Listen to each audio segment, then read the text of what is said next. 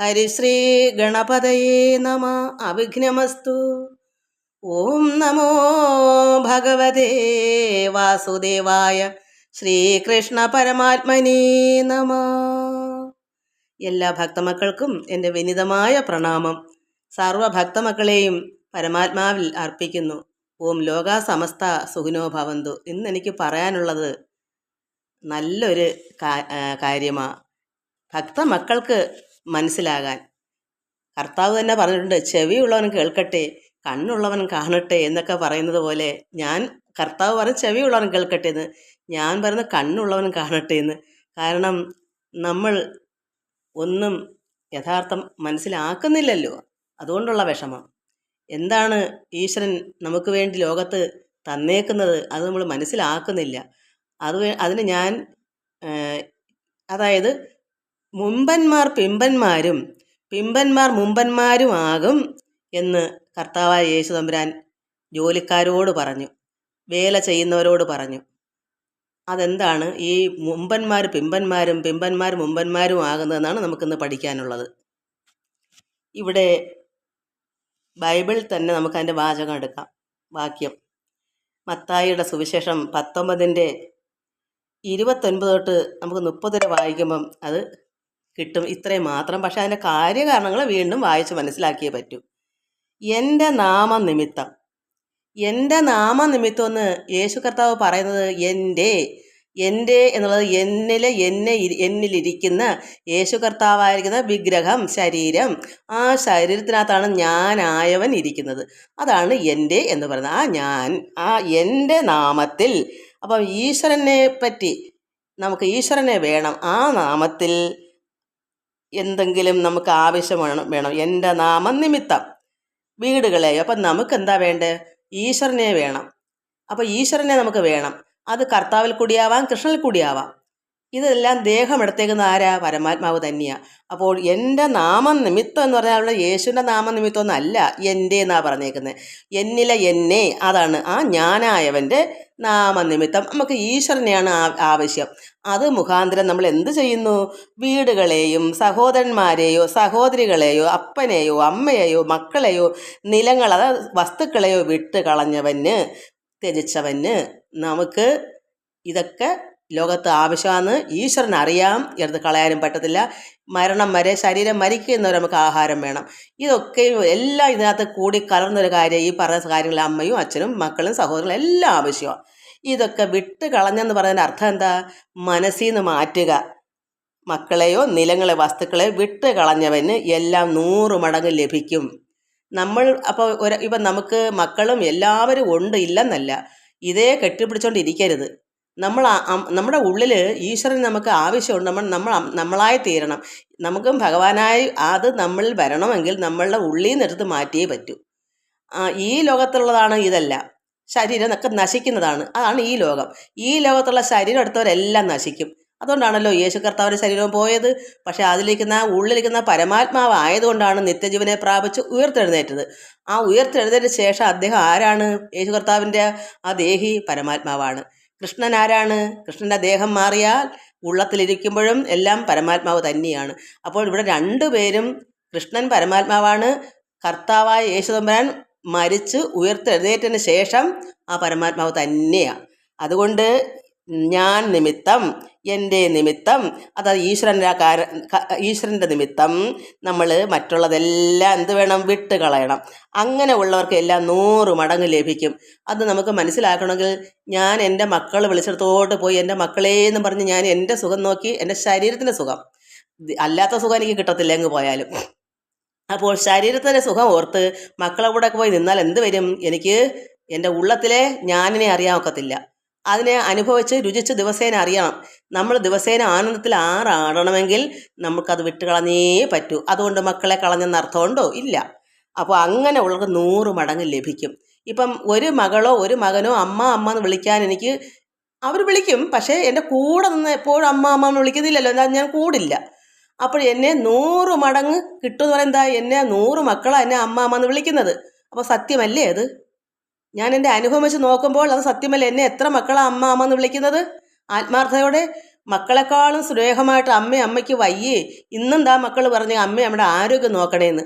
എന്നാൽ സ്വന്തം മക്കൾ അത് ചിന്തിക്കുന്നതേ ഇല്ല. കാരണം അവർ നോക്കുമ്പോൾ അമ്മയ്ക്കൊന്നും വയ്യല്ലോ, എപ്പോഴെന്തോ പറയാനാ, അത്രേ ഉള്ളൂ അവർക്ക്. പക്ഷേ അങ്ങനല്ല, ഈശ്വര മക്കൾ ആ അമ്മയെ സൂക്ഷിക്കും. അതാണ് യഥാർത്ഥ മക്കൾ. കർത്താവും പറയുന്നുണ്ട്, എൻ്റെ അമ്മയാർ, എൻ്റെ സഹോദരനാർ, എൻ്റെ ഇഷ്ടം ചെയ്യുന്നവനത്രേ എൻ്റെ അമ്മ, എൻ്റെ സഹോദരങ്ങൾ എന്നാണ് പറഞ്ഞത്. അപ്പോൾ എൻ്റെ യഥാർത്ഥ മക്കൾ ആരാണ്?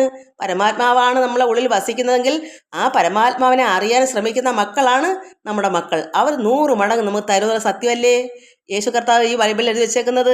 അപ്പോൾ 100 മടങ്ങ് ലഭിക്കും. എല്ലാം നമ്മുടെ ഉള്ളിൽ നിന്ന് കളയാമെങ്കിൽ, ത്യജിക്കാമെങ്കിൽ അവൻ നിത്യജീവനെയും അവകാശമാക്കും. അപ്പോൾ നമുക്ക് എന്തും കൂടെ കിട്ടും? 100 മടങ്ങ്. നമ്മുടെ സ്വന്തം പ്രസവിച്ച മക്കളും നമുക്കുള്ള കൂടെ നിൽക്കും. വേറെ 100 മടങ്ങും കൂടെ ഉണ്ട്. പിന്നെയോ നമുക്ക് അധികപ്പറ്റായിട്ട് നമുക്ക് എല്ലാവർക്കും ഇല്ലാത്ത ഒരെണ്ണം കൂടെ കിട്ടും, നിത്യജീവൻ. ഈ മക്കളേന്നും പറഞ്ഞ് കിടക്കുന്നവർക്ക് നിത്യജീവൻ കിട്ടത്തില്ല, ഒരിക്കലും കിട്ടത്തില്ല. അവരെ ഉള്ളിൽ നിന്ന് മനസ്സിൽ നിന്ന് ഒത്തിരി മാറ്റി നിർത്തിയെങ്കിലേ നമുക്കൊരു പരുവമാകുമ്പം തീർത്തങ്ങ് മാറ്റണം. അതുവരെ നമുക്ക് അവർക്ക് സ്വന്തം കാലം നിൽക്കാനുള്ള കഴിവൊക്കെ ഉണ്ടാക്കി കൊടുത്താൽ പിന്നെ നമ്മൾ അവരെ കെട്ടിപ്പിടിച്ച് നിൽക്കേണ്ട കാര്യമില്ല. നമ്മുടെ മക്കൾ തന്നെ അവർക്ക് ആപത്ത് വരുമ്പോൾ നമ്മൾ കൂടെ നിൽക്കണം, എല്ലാം വേണം. പക്ഷേ നമ്മുടെ ഉള്ളിൽ നിന്ന് അങ്ങോട്ടൊന്ന് മാറ്റി വെച്ചിട്ട് നമ്മുടെ ഉള്ളിൽ പരമാത്മാവിനെ വച്ചാൽ അത് നിമിത്തം നമുക്ക് 100 മടങ്ങ് എല്ലാവരെയും കിട്ടും. നിലങ്ങളെയും എന്താ ഇല്ലാത്ത എല്ലാം കിട്ടും. അതിൻ്റെ കൂടെ ഒന്നും കൂടെ കിട്ടും, നിത്യജീവനെ. പരമാത്മാവിനെ സാക്ഷാത്കാരം നേടി നമ്മുടെ ഉള്ളം നാം തന്നെ ഞാനാകുന്നവൻ ഞാനായി തന്നെ മാറും. നമ്മൾ തന്നെ പരമാത്മാവ് വസിക്കും. അപ്പം നമ്മൾ ആരായി മാറും? പരമാത്മാവായി മാറും. അതാണ് പരിശുദ്ധാത്മാവെന്ന് ക്രിസ്ത്യൻസ് പറയും. അത് ആ പിതാവിൻ്റെ പരിശുദ്ധാത്മാവെന്നും നമ്മൾ പരമാത്മാവെന്നൊക്കെ പറയുന്നതെല്ലാം ഒന്നാണ്. അപ്പോൾ നിത്യജീവനെ അവൻ അവകാശമാക്കും. എങ്കിലും മുമ്പന്മാർ പലർ പിമ്പന്മാരും, പിമ്പന്മാർ മുമ്പന്മാരും ആകും. അതിൻ്റെയും അർത്ഥം ഞാൻ പറഞ്ഞുതരാം. ഒരുപാട് പേര് എനിക്കിതിൻ്റെ ആർത്തി ഉണ്ടായപ്പോൾ എനിക്കും എവിടെയെങ്കിലും പോകണം, എവിടെയെങ്കിലും എനിക്ക് പോയേ പറ്റൂ, പ്രാർത്ഥിച്ചേ പറ്റൂ. പ്രാർത്ഥന എപ്പോഴും ഉണ്ട്, 2-3 മണിക്കൂർ ധ്യാനമുണ്ട്, എല്ലാം ഉണ്ട്. എനിക്ക് ദാഹം മാറുന്നില്ല. അപ്പോൾ എനിക്ക് ദാഹം മാറണമെന്ന് എനിക്കൊന്ന് അറിഞ്ഞുകൂടാ, എന്തിനാ ഞാൻ ഈ കരയുന്നതെന്ന്. അപ്പോൾ അങ്ങനെ ഞാൻ പോയപ്പോൾ ആ 1 മണിക്കൂർ നേരത്തെ ധ്യാനം, അവിടെ 1 മണിക്കൂറല്ല, 1 മണി വരെ പ്രാർത്ഥനയുണ്ട്. അത്രയും സമയം കൊണ്ട് ഞാൻ ഏറ്റവും ഒടുക്കം ചെന്നവളല്ലേ. എത്രയോ വർഷം കൊണ്ട് ക്രിസ്തു മതത്തിൽ ചേർന്ന് സ്നാനമേറ്റിട്ടാണല്ലോ അവിടെ ഇരിക്കുന്നവരും എന്നെപ്പോലെ ഉള്ളവർ, അന്നന്ന് ചെന്നവരും അതിന് മുമ്പേ പോയവരും ഒക്കെ ഉണ്ട്. പക്ഷേ ഞാൻ അന്ന് അങ്ങോട്ട് ചെന്നതേ ഉള്ളൂ. 2-3 മണിക്കൂറേ അവിടെ ഇരുന്നുള്ളൂ. 8-9 മണി തൊട്ട് 1 മണി വരെ. അപ്പോൾ എത്ര 10-11 ഒരു 3-4 മണിക്കൂർ അവിടെ സഹകരിച്ചു. അപ്പോൾ തന്നെ പരിശുദ്ധാത്മാവ് എൻ്റെ ഉള്ളിൽ വന്നതുകൊണ്ടാണ് എൻ്റെ വയറും ദേഹവും എല്ലാം പൊട്ടുനണക്ക് നിറഞ്ഞ് കവിയുന്നത്. ഞാൻ അങ്ങനെ ഇവിടെ വരുന്നത്. അന്നാണ് ഞാൻ കണ്ട കാഴ്ച. അപ്പോൾ പിമ്പന്മാർ മുമ്പന്മാരായില്ലേ. എൻ്റെ അനുഭവം പറയാതിരിക്കാൻ പറ്റുമോ? എനിക്കവിടെ ഒളിച്ചു വെക്കാൻ പറ്റുമോ? അപ്പോൾ ഒരുപാട് പേര് എത്രയോ നാളുകൊണ്ടേ അവിടെ വരുന്നു. അവരെക്കാൾ മുന്നേ ഒടുക്കം വന്ന ഞാൻ, അന്നങ്ങോട്ട് ചെന്ന് അന്ന് തന്നെ ഞാൻ നേടി, എനിക്ക് കിട്ടാനുള്ള ദാഹം തീർത്തു. അത്രയ്ക്ക് മുട്ടിയിരിക്കുമായിരുന്നു. ചെന്നതിൻ്റെ അന്ന് തന്നെ ഭഗവാൻ എനിക്ക് ദാഹം തീർത്തെന്ന്. ഞാൻ കൊടുക്കുന്ന ജലം കുടിക്കുന്നവൻ ഒരു നാളും ദാഹിക്കയില്ല എന്ന് പറഞ്ഞ അനുഭവം എനിക്ക് വന്നു. അപ്പോൾ അത് സത്യമല്ലേ?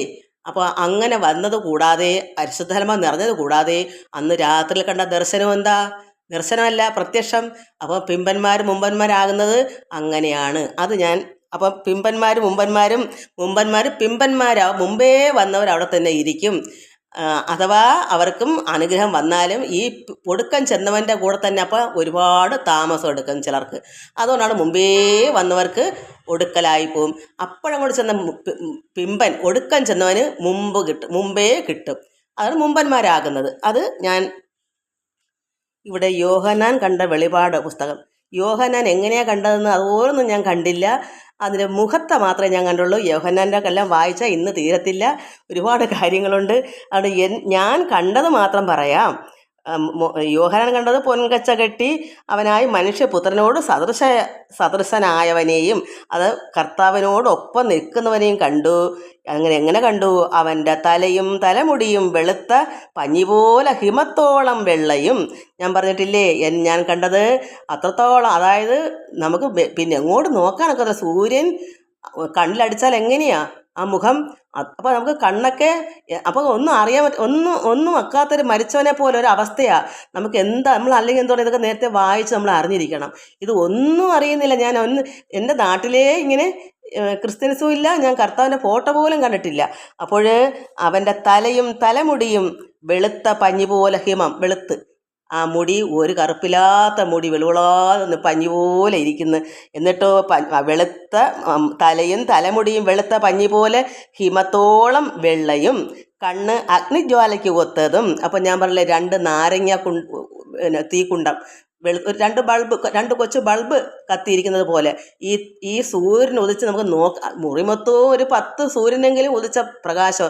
ലൈറ്റ് അണച്ചിട്ട് ഈ വെട്ടം എവിടെ നിന്ന് വന്നു എന്ന് ഞാൻ മേലോട്ട് നോക്കുമ്പോഴാണ് ഈ മുഖം ഇതുപോലെ പഞ്ഞി വെളുത്ത തലമുടിയും ചുണ്ടക്കങ്ങ് താമരപ്പൂവിൻ്റെ റോസ് നിറവും ഈ കണ്ണ് തീജ്വാലയും ഇങ്ങനെ കാണുന്നത്. അപ്പോൾ എങ്ങനെയാണ് കണ്ടത് ഈ യോഹന്നാൻ?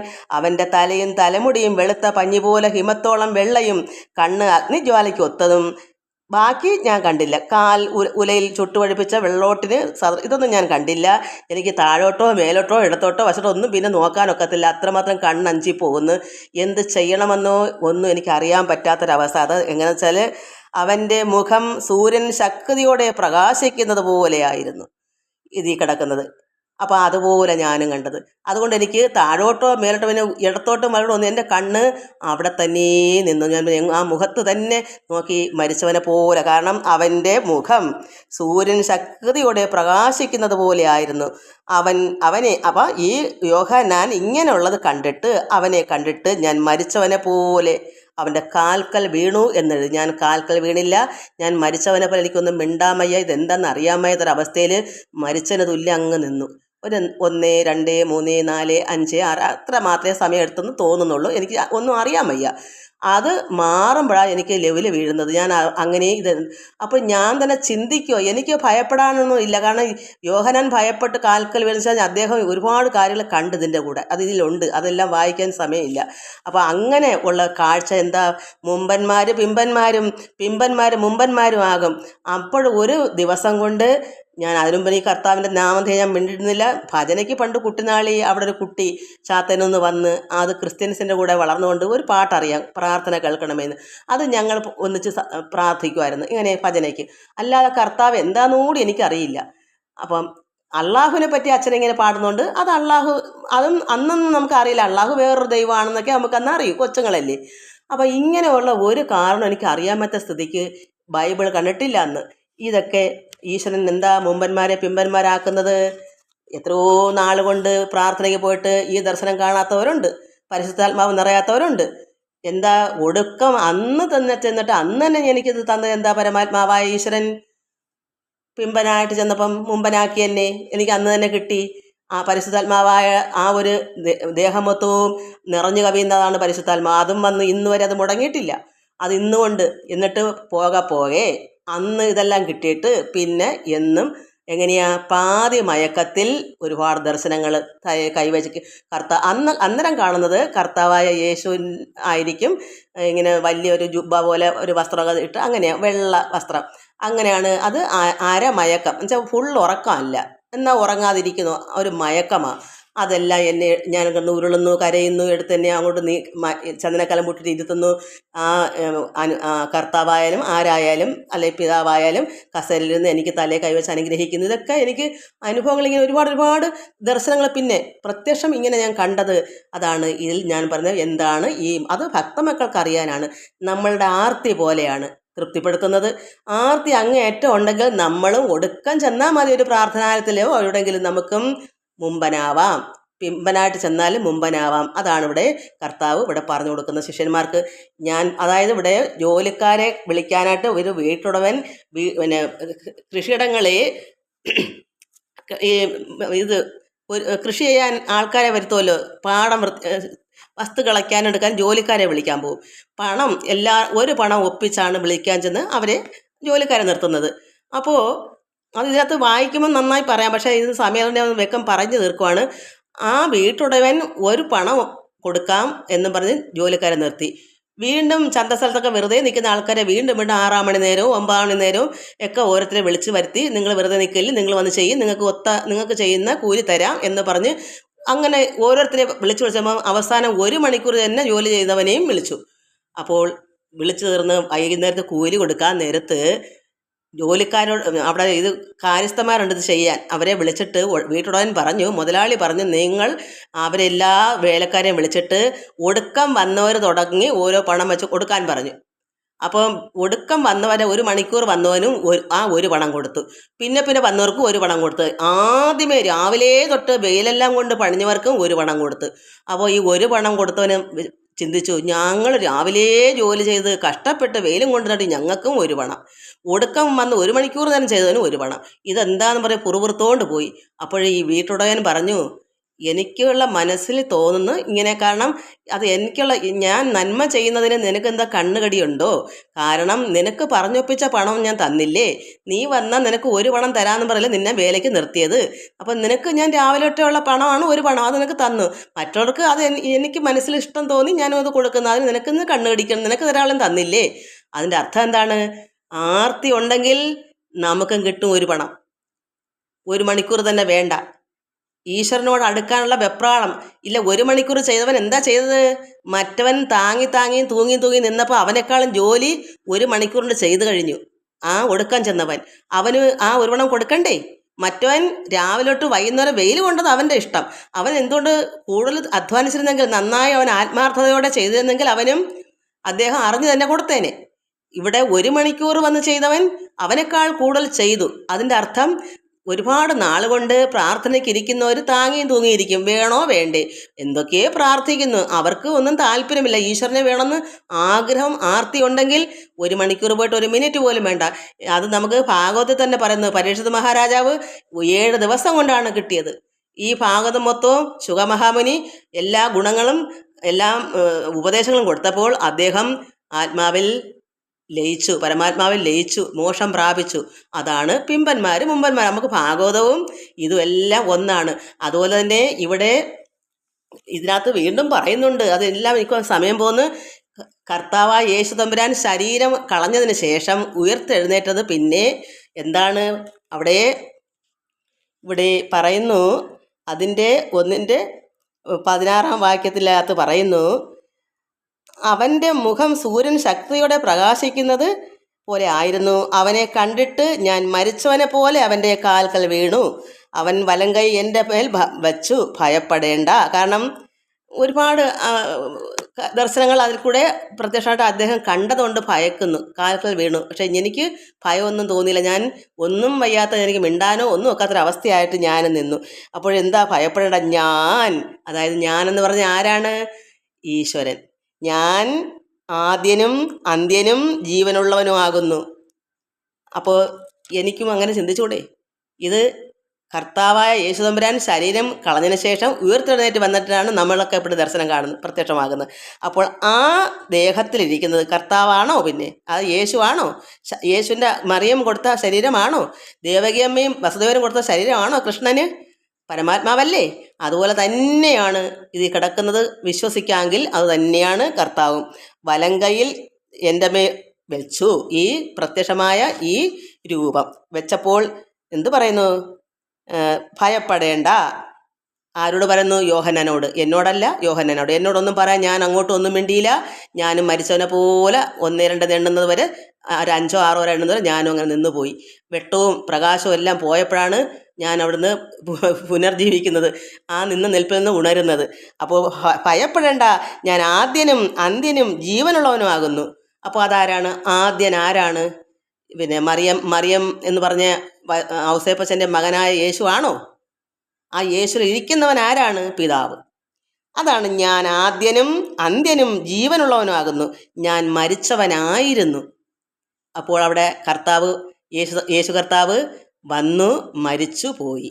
മരിച്ചവനായിരുന്നു, എന്നാൽ ഇതാ എന്നേക്കും ജീവിച്ചിരിക്കുന്നു.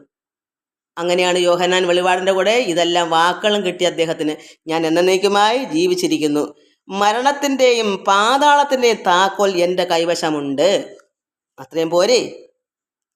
അപ്പോൾ എന്താ പറയുന്നത്? മരണത്തിൻ്റെയും പാതാളത്തിൻ്റെയും താക്കോൽ എൻ്റെ കൈവശമുണ്ട്. ഇവിടെ മരണപ്പെടാനാണോ നമുക്ക് ആവശ്യമെങ്കിൽ അതും യേശു കർത്താവിൻ്റെ കയ്യിലുണ്ട്. അതാണ് ഞാൻ പ്രവാചകന്മാരെയൊക്കെ നശിപ്പിക്കാനോ ഇല്ലാതാക്കാനോ അല്ല വന്നത്. ഞാൻ പ്രവാചകന്മാരെ നിവർത്തിപ്പാനാ വന്നത്. അതുപോലെ തന്നെ ഫലം കായ്ക്കാത്ത വൃക്ഷമൊക്കെയും ചുവട്ടിൽ കോടാലി വച്ചിരിക്കുന്നു. അതിൻ്റെ അർത്ഥം എന്താണ്? വെട്ടി നശിപ്പിച്ച് കളയും.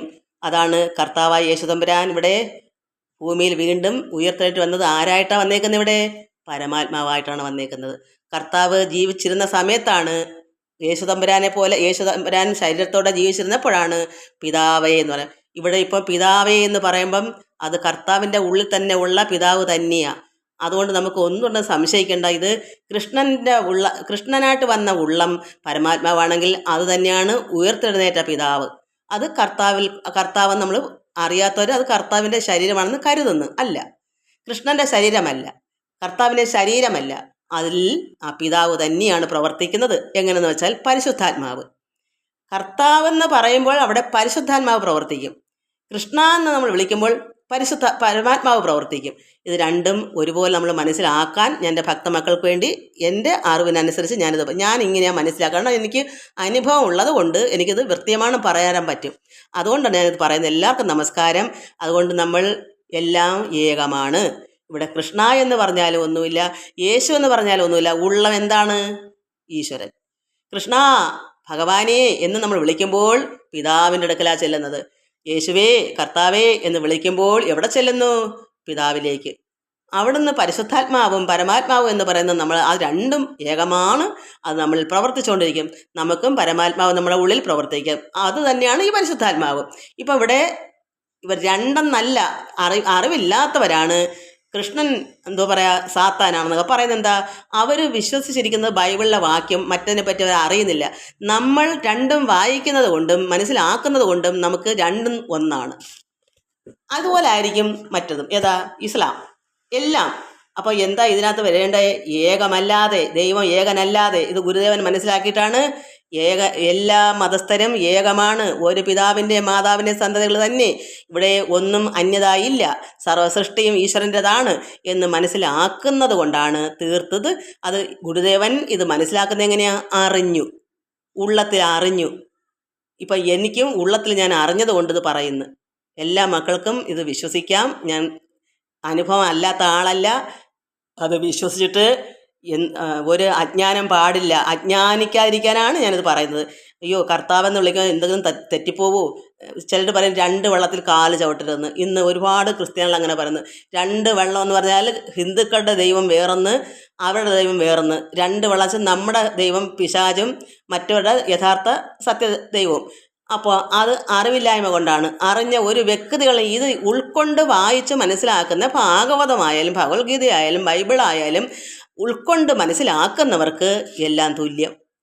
അതിനെ ഒന്ന് വിവരിച്ച് പറഞ്ഞ് എൻ്റെ മക്കളുടെ സംശയം മാറ്റാൻ മാത്രം. എനിക്ക് സംശയം മാറ്റാനല്ല, ഞാൻ സംശയം മാറ്റിയിട്ട് ഒരുപാട് നാളായി. അതുകൊണ്ട് ഞാനിന്ന് ആ പരിശുദ്ധാത്മാവ് എൻ്റെ ഉള്ളിൽ പരമാത്മാവ് എങ്ങനെ കിട്ടി, അത് ഇന്നും അത് കിട്ടിയാൽ അത് പോകത്തില്ല. കാരണം അത് അനുഭവിച്ചവർക്ക്, ആ ദാഹം മാറിയവർക്ക് ഒരിക്കലും അത് പോകത്തില്ല. എന്താ? നമ്മൾ ദുഷ്പ്രവൃത്തി ചെയ്യാൻ പോകത്തില്ല. പിന്നെ അങ്ങനെ ആവത്തില്ല. അങ്ങനെ ഇല്ലാത്തവർക്ക് ഇത് കിട്ടും. മറ്റ് ആരോടും കാമക്രോധ ലോഭ മോഹ മത മാത്സര ഡംബു അഹങ്കാരം ഒന്നും ഇല്ലാത്തൊരു വ്യക്തിക്ക് ഇത് നിറയൂ, ഇത് കിട്ടൂ, ആത്മാവിൽ വന്ന് നമുക്ക് ചേരും. അവർ പിന്നെ മറ്റൊന്നിലേക്ക് പോവുമോ? ഈ രുചി അറിഞ്ഞവർ പിന്നെ ഒരു പന്നിലേക്ക് പോകുമോ? ഒരിക്കലും പോകത്തില്ല. പിന്നെ എങ്ങനെ ഈ വന്ന ആത്മാവ് എങ്ങനെ നമ്മുടെ ഉള്ളിൽ നിന്ന് പോകും? ഒരിക്കലും പോകത്തില്ല. അതുകൊണ്ട് നമുക്കിതൊക്കെ ഈ ദാഹജലം കുടിക്കുന്നവൻ ഒരു നാളും ദാഹിക്കയില്ല എന്ന് കർത്താവ് പറഞ്ഞത് എന്താ? ഇതാണ് സത്യം. അത് പിന്നെ ദാഹിക്കത്തേയില്ല. എന്താ ഓരോ അമ്പലത്തിലും അവിടെയെല്ലാം ഓരോരുത്തർ ഓടുമ്പം അവിടെ എങ്ങും നമുക്ക് പോകാനോ ഒരു കാഴ്ച കാണാനോ ഒന്നിനും നമുക്ക് ആഗ്രഹമില്ലാത്തത്?